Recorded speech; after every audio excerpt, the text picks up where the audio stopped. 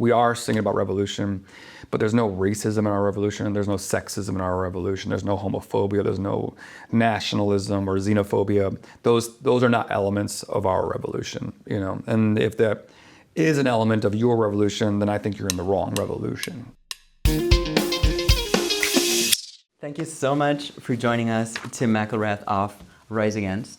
You guys are putting out a new album. It's called Ricochet, and it's actually your 10th record, which to me is incredible, honestly. How do you feel about that? Like, does that number do anything to you? It does. Like, I'll be honest, I'm not a guy who pays attention to the amount of years we've been around or anniversaries or those kind of things. I never really paid attention to what number album we were on at the time.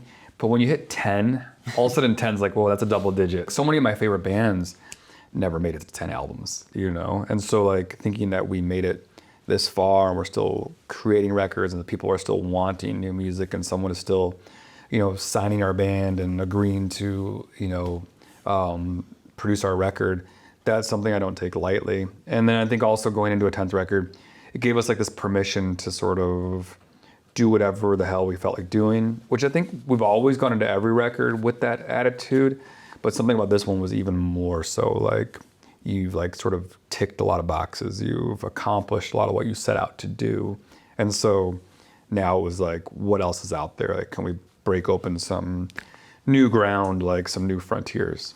Absolutely. I mean, you did experiment quite a lot with the sound on this album. I feel like some of it felt almost bluesy to me, like especially in the vocals, like I Want It All, for example. There's this howl in it. Yeah, that's true. Yeah, there is like, I feel like Catherine Marks, so I should back up, our producer is a woman named Catherine Marks. People might know her from records like Manchester Orchestra or Boy Genius or St. Vincent.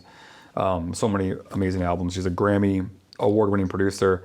And I think that what was great about her is she came to Rise Against with no previous like ideas or preconceptions about like who we are. She was largely unfamiliar with the band. Like, I think she sort of knew of us peripherally, which one could argue, well, that's a bad thing. You should get somebody who knows your band intimately, you know what I mean? And we thought of it opposite. We were like, let's get somebody who's just hearing us and meeting us for the first time and just get their take on like who we are and what we do, but they don't come to the table with any baggage that you might bring if you already, you know, were saddled with like expectations of you must make this band sound like this, you know? Absolutely. So like, I feel like had we gone with somebody who was really familiar with us, they may have felt pressure to make this record sound like the last record, et cetera, et cetera. And she, instead, it was very organic. It was like, we're just in a room, we're just playing songs. Here's 4 people I just met, you know? And here's how I would capture it, you know? And that's what we did. And so I think some of like the bluesiness or like some of the things that maybe we would have either stamped out or been leery of, like she was kind of like, this is cool. Like, I don't know what you guys are sweating about. I think this record too was a little bit, Rise Against has always been like admittedly like very elbows up, protective of like who we are. You know what I mean? Like, don't let anybody in. You know what I mean? Insular. I mean, yeah, there's a very signature sound that like lies beneath it. Totally. And I think we've always been like resistant to any sort of collaboration or like very suspicious of anything that was trying to change our sound. You know what I mean? We came from like a punk and hardcore scene, you know, where we are taught to be very leery of all things, you know, like that might get in the room and, you know, tamper with your formula. And I feel like as the band ages and as I get older and I've been doing this longer, I'm far less elbows up. Like I now, whereas a younger me looked at it as like, don't fuck with this, you know, and stay the fuck away. This me looks at it like, what kind of things did we miss out on by not letting people in the room? Like, what kind of people did we miss out on meeting, working with? Because we were trying to be a little too punk, a little too hardcore, a little too like, you know, like keeping people at arm's length. Do you still consider yourself part of that scene?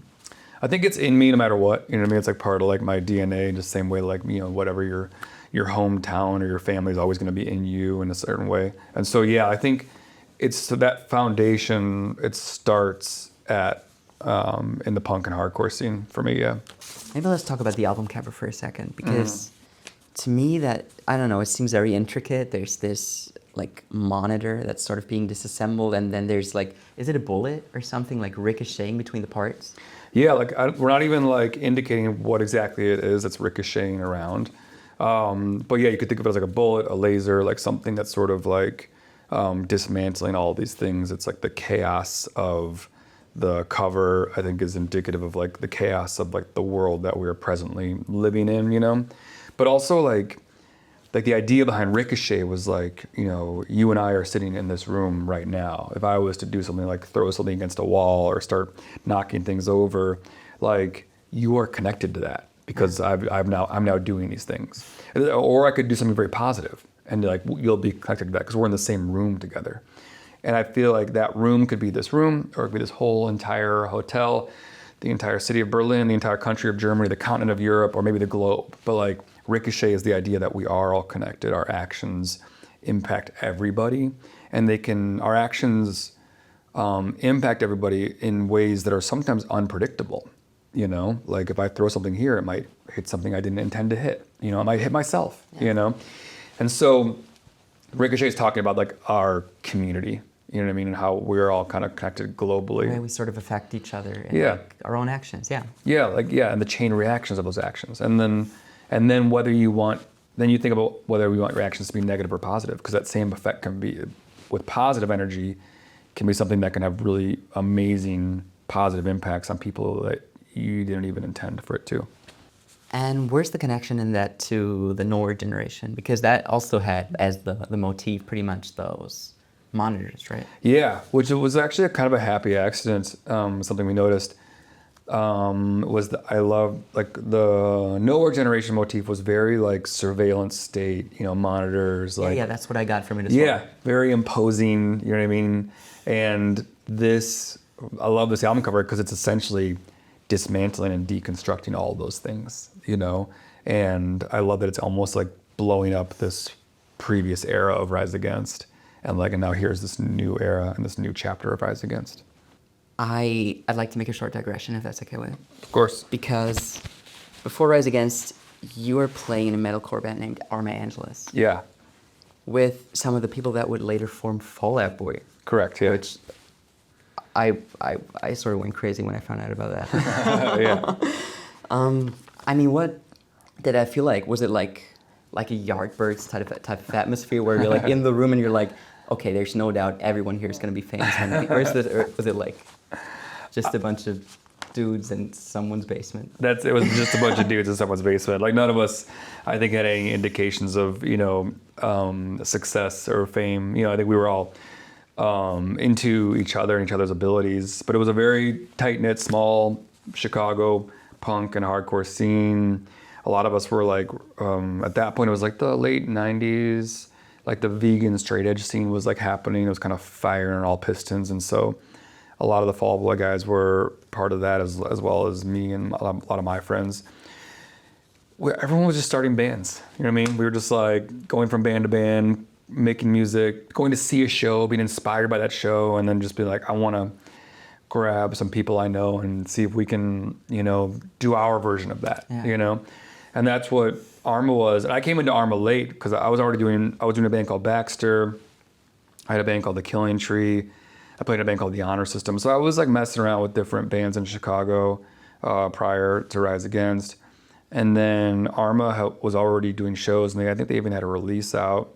And so I joined as like, you know, their third or fourth bass player. But I've known those guys all through the 90s. You know, we all were at the same Earth Crisis and Snapcase shows. You know, we were all going to the Fireside Bowl. I had known Pete for a long time. And so he asked me to jump in the band. And so I did that for, I don't even know if it was even a year, but we did record a record together. But in that time, I got to know Pete better. And like, you could just feel like the talent and the vision that oozed out of him. You know what I mean? Like you could tell he was meant for bigger things. Like he was such a creative person. And he was the creative person behind that band too. But he was already formulating what would become Fall Out Boy. Like he already had met Patrick, who I think was playing in a band called Patterson at the time. And he was already had people he was like like we'd be at armor practice, but you could see his brain spinning. You know what I mean? Yeah, Like he was thinking about like bigger things. He Totally. was making plans. yeah. And he was always asking me like, what are you gonna do? Because I know you're not gonna do this. You know, like we were both kind of like had one foot out the door, and he would always call me Baxter because my band before was Baxter. And so like he's like Baxter, I love that. Baxter, what are you gonna do? Are you gonna hook up with that guy Joe from 88 Fingers of Louie? And you guys gonna do something? Like I think that'd be cool. You know, so I think it was a cool, productive environment, and we all kind of inspired each other. And then I think Rise Against had like a head start. So we got out first, but then Fall Out Boy had like a meteoric rise. Oh, You yeah. know, it was just so fast that it was like I don't think any of us really even believed what we were seeing, including them.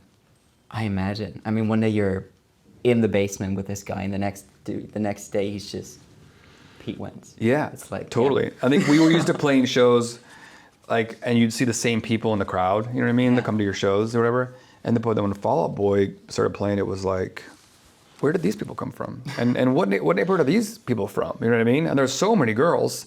You know what I mean? Like, what's happening? You know? And then all of a sudden it was. No, just, that's also why I was asking earlier if you still feel yourself being part of that scene, because that's just what happens. Like you sort of outgrow it, right? Like Yeah. different people start coming, and then I don't know how much of what is happening at those bigger shows still has anything to do with that sort of scene that you come from. I mean, I'm sure that like Patrick and Pete would say the same thing, and you know, Andy and Joe too. Like it factors into every single move we make. You know what I mean? Even those guys. You know, I still hear hardcore sensibility in like a Fall Out Boy song, no matter how big it is. You know, in the way they present themselves on stage, the way they conduct themselves as a band. And I think it will factor into what we do always. And what I respect about Fall Out Boy and I respect about Rise Against is we were able to take what we learned from that scene, but also kind of cast off like what can be shackles of that scene too.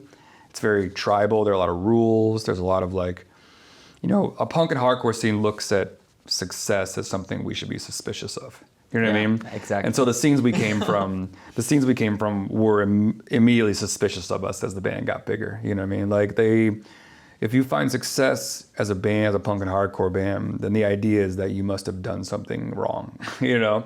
And so that's something that we Sold also out. had. Yeah, it's like a sellout thing. Something that we all had to live with, and then decide whether are we going to sort of cater to those ideas. You know what I mean? Or are we just gonna cast them off and then just like move on with our lives and just create music and get as many people as possible to listen to what we do. And I think that's something Fall Out Boy did. I think that's something Rise Against did and does. I guess tying into the whole idea of that hardcore scene that you came from. I mean, obviously, I've been listening to a lot of your music lately, and I feel like listening to the lyrics evolve over time. They used to have a tendency to be a bit more militant, like on Worth Dying For or Eco-Terrorist. Those are all songs with like a very clear agenda and sort of like a by any means necessary mentality that I really don't sense as much in the newer stuff. Oh, that's interesting.